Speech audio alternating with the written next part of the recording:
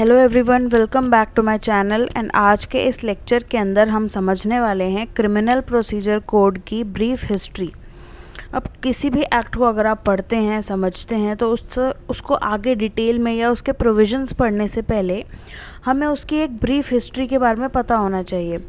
चाहे ही हिस्ट्री जो है उस लॉ की एग्ज़ाम में आए या ना आए, या एग्ज़ाम पॉइंट ऑफ व्यू से हिस्ट्री जानना इम्पॉर्टेंट हो या ना हो, but as a law aspirant आपको पता होना चाहिए कि ये जो लॉ है इसकी हिस्ट्री क्या है।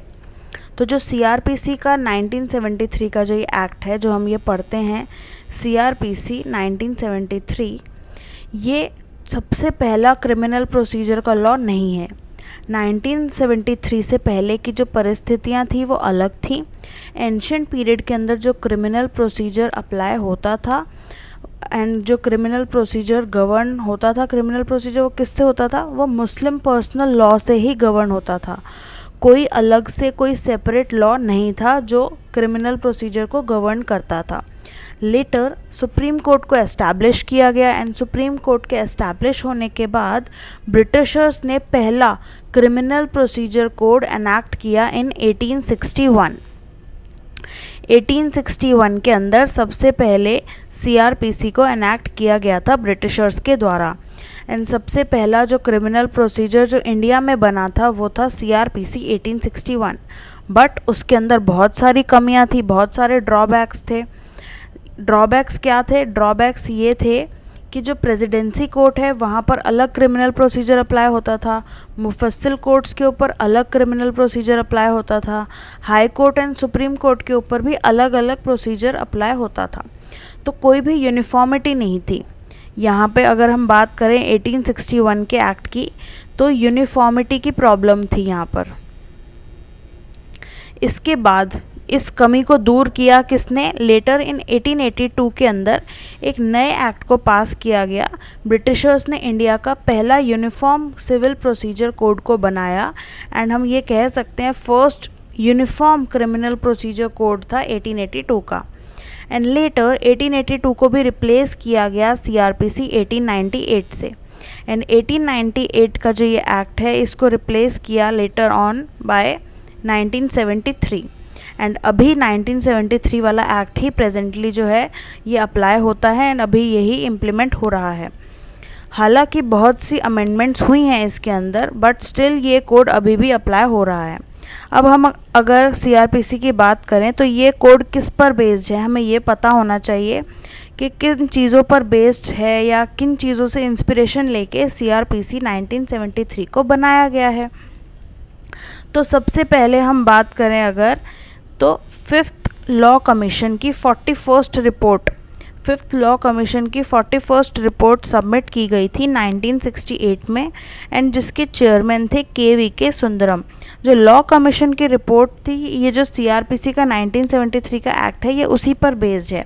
उसी के अंदर कई सारे रिकमेंडेशंस दी गई थी एंड उसी पर बेस्ड हमारा ये सीआरपीसी का एक्ट है। इसके बाद कुछ प्रिंसिपल्स ऑफ नेचुरल जस्टिस, तो नेचुरल जस्टिस के प्रिंसिपल पर बेस्ड है हमारा ये सीआरपीसी का कोड। बहुत सारे प्रिंसिपल्स ऑफ नेचुरल जस्टिस को इंक्लूड किया गया है सीआरपीसी के प्रोविजंस के अंदर। इसके बाद बहुत ही ध्यान रखा गया है इस एक्ट के प्रोविजंस को बनाते समय कि सेपरेट रखा जाए एग्जीक्यूटिव को जुडिशरी के साथ, कोई भी पावर्स आपस में मिक्स ना हो, तो एकदम एक तरीके से सेपरेट रहे सब कुछ। तो इस बात का पूरी तरीके से ध्यान रखा गया है। अब सीआरपीसी को बनाने का पर्पस क्या है, हमें पर्पस देखना भी बहुत ज़्यादा ज़रूरी होता है। अब सीआरपीसी को किस कारण बनाया गया था, तो उससे पहले हमें ये पता होना चाहिए कि सब्सटैंटिव लॉ और प्रोसीजरल लॉ में क्या डिफरेंस होता है। Substantive law and procedural law, अगर हम क्रिमिनल प्रोसीजर कोड की बात करें तो ये प्रोसीजरल लॉ है एंड हमें पता होना चाहिए कि substantive law and procedural law में क्या डिफरेंस होता है। तो अगर हम सब्सटैंटिव लॉ की बात करें तो ये वो लॉ होता है जो पर्सन के राइट्स और लायबिलिटीज़ को डिटरमाइन करता है। And on the other hand अगर हम प्रोसीजरल लॉ की बात करते हैं तो ये वो लॉ होता है जो सब्सटैंटिव लॉ को इम्प्लीमेंट करता है या इम्प्लीमेंट करने में मदद करता है। एंड वो राइट्स जो सब्सटैंटिव लॉ के अंदर गिवन है उनको डिटरमाइन करा सब्सटैंटिव लॉ ने, बट उनको एनफोर्स कौन करता है? Procedural law. यानी कि आईपीसी के अंदर आपके राइट्स एंड लायबिलिटीज़ बता दिया कि अगर कोई पर्सन ये ऑफेंस करेगा तो उसको इतने ईयर्स की पनिशमेंट मिलेगी या इतने ईयर्स का इम्प्रिजनमेंट मिल सकता है एज पनिशमेंट। बट उसको इम्प्लीमेंटेशन कहाँ हो रहा है उन पनिशमेंट्स का या उन ऑफेंसेस का? तो क्रिमिनल प्रोसीजर कोड के द्वारा उनका इम्प्लीमेंटेशन हो रहा है। अगर अकेला ही सब्सटैंटिव लॉ होता सोसाइटी में तो कुछ फ़र्क नहीं पड़ता। सोसाइटी में फ़र्क पड़े इसीलिए प्रोसीजरल लॉ का होना ज़रूरी था। एंड सीआरपीसी एक प्रोसीजरल लॉ है एंड इसको बनाने का पर्पस ही ये है ताकि जितने भी हमारे क्रिमिनल सब्सटैंटिव लॉज हैं, यानी कि जैसे आईपीसी ले लो, पॉक्सो एक्ट ले लो, जुवेनाइल जस्टिस एक्ट हो गया, एनडीपीएस एक्ट हो गया, इनको इम्प्लीमेंट किया जा सके ताकि। अब हम बात करते हैं एप्लीकेबिलिटी की। ये जो सीआरपीसी का कोड है ये कहाँ कहाँ अप्लाई होता है, तो उससे पहले हम थोड़ा सा स्कीम देख लेते हैं कि सीआरपीसी की। तो 2 डेट्स जो है वो बहुत ही ज़्यादा इम्पॉर्टेंट होती हैं, एक एनैक्टमेंट डेट एंड एक एनफोर्समेंट डेट। जो सीआरपीसी है इसको कब एनैक्ट किया गया एंड कब एनफोर्स किया गया, एग्ज़ाम पॉइंट ऑफ व्यू से ये बहुत ही ज़्यादा इम्पॉर्टेंट है। अब एनैक्ट किया गया था सीआरपीसी को 25 जनवरी 1974 को एंड एनफोर्स किया गया था 1 अप्रैल 1974 को। ये बात ध्यान रखने वाली है कि एक्ट के अंदर जो ईयर होता है, एक्ट का जो टाइटल है उसके अंदर जो ईयर है 1973 है, but enactment date and enforcement date के अंदर जो ईयर है वो 1974 है। अब जो स्कीम है इस एक्ट की वो क्या है, इसके अंदर 37 चैप्टर्स हैं टोटल एंड 484 सेक्शंस हैं एंड 2 शेड्यूल्स हैं इस एक्ट के अंदर। अब बात करते हैं हम इस एक्ट के एप्लीकेबिलिटी की। जो सीआरपीसी है वो कहाँ कहाँ अप्लाई होता है, तो अगर हम करंट सिचुएशन की बात करें तो जो सीआरपीसी है वो होल ऑफ इंडिया पर अप्लाई होता है, but except state of Nagaland और ट्राइबल एरियाज़। ये 2 जगह पर अप्लाई नहीं होता है, बाकी पूरे इंडिया पर ये अप्लाई होता है। पर हम 2019 से पहले की बात करें तो वहाँ पर परिस्थिति जो थी वो अलग थी। 2019 से पहले जो सीआरपीसी था वो state of Jammu and Kashmir पर भी अप्लाई नहीं होता था। State of Jammu and Kashmir, state of Nagaland and state of tribal areas, क्योंकि जम्मू एंड कश्मीर को एक स्पेशल स्टेटस दिया गया था अंडर आर्टिकल 370 एंड 2019 के अंदर ये जो आर्टिकल 370 है इसको एब्रोगेट कर दिया गया and after 2019, to be very specific हम डेट देखेंगे 31 अक्टूबर 2019 के बाद से जो सीआरपीसी है वो अप्लाई होने लगा जम्मू एंड कश्मीर पर भी। तो हम बोलें तो union territory of Jammu and Kashmir पर अब ये एक्ट अप्लाई होता है, but state of Nagaland and tribal areas पर ये अभी भी अप्लाई नहीं होता है। ये जो न्यू एनैक्टमेंट आया है 2019, 31 अक्टूबर 2019 को एक न्यू एनैक्टमेंट आया है एंड इसका नाम क्या है, reorganisation of state of Jammu and Kashmir, the reorganisation of Jammu and Kashmir act 2019। तो ये जो एक्ट है इसके द्वारा बताया गया है कि सीआरपीसी अब अप्लाई होता है जम्मू एंड कश्मीर पर भी। तो अगर हम इसकी बात करें, अब यूनियन टेरिटरी है Jammu and Kashmir and union territory पर जितने भी सेंट्रल लॉज हैं वो अप्लाई होंगे with effect from 31 October 2019 and इसी डेट से जितने भी सेंट्रल एक्ट्स हैं वो union territory of Jammu and Kashmir पर अप्लाई होंगे एंड ये दिया गया है सेक्शन 95 ऑफ दिस एक्ट। इसके बाद जो reorganisation of Jammu and Kashmir act 2019 है उसका अगर हम 5th शेड्यूल में 9th एंट्री देखें तो 9th एंट्री के अंदर फॉल करता है सीआरपीसी का सब्जेक्ट। अब सीआरपीसी होल ऑफ इंडिया पर एप्लीकेबल होता है except the state of Nagaland and tribal areas and हमें ये एंट्री नंबर याद रखना है कि entry number 9 of 5th schedule के अंदर दिया गया है कि सीआरपीसी अब अप्लाई होता है union territory of Jammu and Kashmir पर भी। एंड इसके बाद आ जाते हैं कुछ एक्सेप्शंस।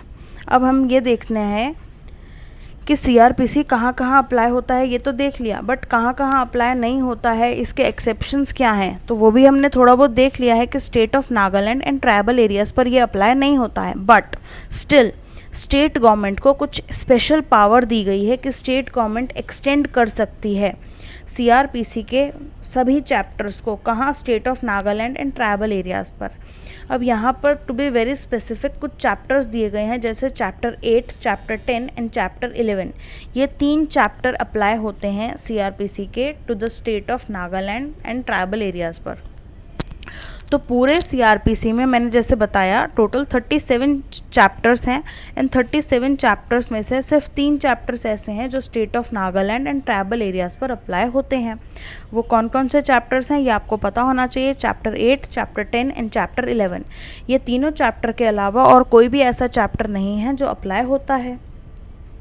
बट स्टेट गवर्नमेंट के पास एक स्पेशल पावर है जिसके अंदर वो एक्सटेंड कर सकते हैं, यानी कि जो सीआरपीसी के अदर चैप्टर्स हैं उन पर उनको अप्लाई कर सकते हैं। कहाँ? स्टेट ऑफ नागालैंड और ट्राइबल एरियाज़ पर।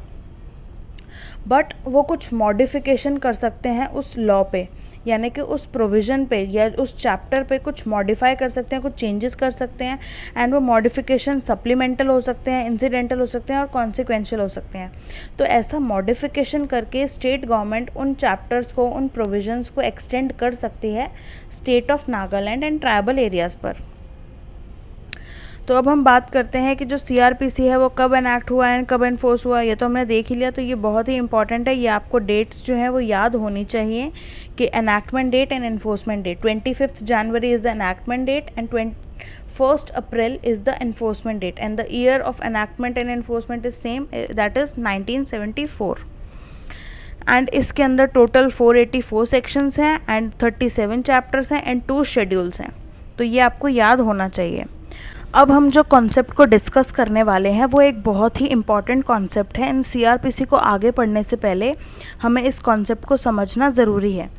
एंड वो कॉन्सेप्ट क्या है? तो हमें ये पता होना चाहिए कि हमारा जो क्रिमिनल लॉ है या क्रिमिनल लॉ जो होता है, अगर हम यूनिवर्सल देखें तो उसके 2 मॉड्यूल्स होते हैं। फर्स्ट एक होता है एडवर्सीरियल एंड सेकंड होता है इंक्विजिटोरियल। तो ये दोनों मॉड्यूल्स में डिफरेंस हमें पता होना चाहिए एंड इंडिया में कौन सा अप्लाई होता है हमें ये भी पता होना चाहिए। तो अगर हम एडवर्सीरियल मॉडल की बात करें, adversarial model of criminal law ही अप्लाई होता है इंडिया के अंदर। तो ये जो है ये इंडिया पर अप्लाई होता है एंड एडवर्सीरियल मॉडल अप्लाई होता है एंड इनक्विजिटोरियल मॉडल जो है ये इंडिया में अप्लाई नहीं होता है।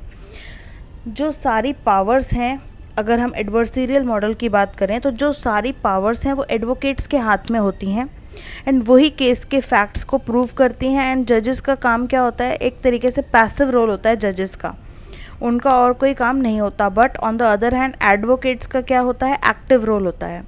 एडवर्सीरियल मॉडल के अंदर जो इन्वेस्टिगेशन है वो पुलिस के द्वारा किया जाता है and on the other hand अगर हम इंक्विजिटोरियल मॉडल की बात करें तो वहाँ पर इन्वेस्टिगेशन करने के लिए एक सेपरेट जुडिशियल अथॉरिटी होती है।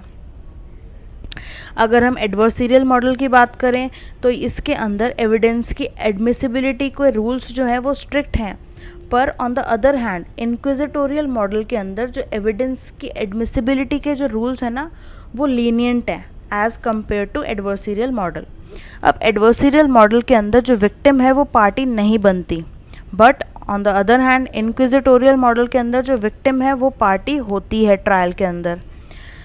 इंक्विजिटोरियल मॉडल जो है वो फॉलो किया जाता है सिविल लॉ कंट्रीज़ के अंदर एंड एडवर्सीरियल मॉडल जो है वो फॉलो किया जाता है कॉमन लॉ कंट्रीज़ के अंदर। तो ये है कुछ basics and history of CrPC. इसके बाद आपको ये भी पता होना चाहिए कि सीआरपीसी के अंदर हमने ये तो डिस्कस कर लिया कि टोटल 37 चैप्टर्स हैं। कौन सा चैप्टर में के बारे में क्या बात की गई है या कौन सा चैप्टर में किस सेक्शन से किस सेक्शन तक डील कर रहा है और कौन सा चैप्टर किस टॉपिक से रिलेट करता है, तो कुछ ये भी आपको पता होना चाहिए। And that's it for now. Thank you so much for watching. See you in my next video. And अगर आपको कोई भी डाउट है या आप किसी टॉपिक पर वीडियो देखना चाहते हैं तो आप हमें मैसेज कर सकते हैं, कमेंट कर सकते हैं और इंस्टाग्राम पर अगर आपने अभी तक फॉलो नहीं करा है तो फॉलो कर लीजिए। Thank you so much for watching. See you in my next video.